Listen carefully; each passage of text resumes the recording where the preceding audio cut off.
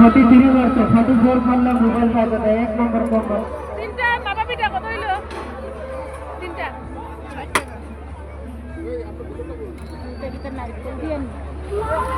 দেখো এদিকে সাইকেল ওটা একবার দেখো 20 টাকা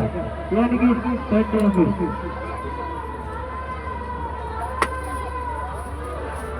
তাইলে 20 টাকা সিদ্ধ পিঠা